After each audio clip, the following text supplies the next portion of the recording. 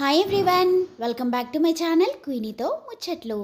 ఈరోజైతే మా గుళ్ళో శివపార్వతుల కళ్యాణం అయితే జరుగుతుందండి. ఇంకేముంది, సందడంతా మనదే కదా. అయితే మార్నింగ్ ఫాస్ట్గా రెడీ అయిపోయి టెంపుల్కి అయితే వచ్చేసానండి.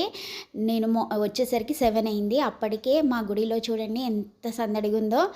చాలా అంటే హడావుడిగా అన్ని డెకరేషన్ అయితే చేస్తున్నారు. సో నేను వచ్చి శివయ్య దర్శనం చేసుకొని అలా కూర్చున్నాను అనమాట. వీళ్ళు ఏం చేస్తున్నారా అని చూద్దామనేసి కూర్చుంటే ఇక్కడ కలశాభిషేకంకి ఒక శివలింగం షేపులో 108 కలశాలని డెకరేషన్ చేస్తున్నారనమాట. సో అలా చూస్తూ కూర్చున్నాను.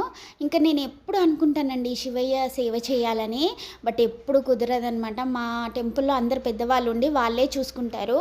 సో అలా ఆలోచిస్తూ ఇలా ఉండేసరికి ఎందుకో మా పంతులు గారు నా పేరు పెట్టి పిలిచి రమ్మని చెప్పి, ఈ పసుపు రాయమ్మ, ఈ కుంకుమ పెట్టమ్మ, ఇది ఇక్కడ పెట్టు, ఇందులో పంచామృతాలు కలిపేయాలి, ఇందులో జ్యూసులు నింపాలి అనేసి నాతో పనులన్నీ పురమాయించారండి.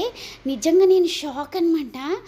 అసలు శివయ్యనే నా మనసులో మాట విని ఇలా చేయించుకుంటున్నారేమో సేవ అనేసి అనిపించింది ఒక్కసారే.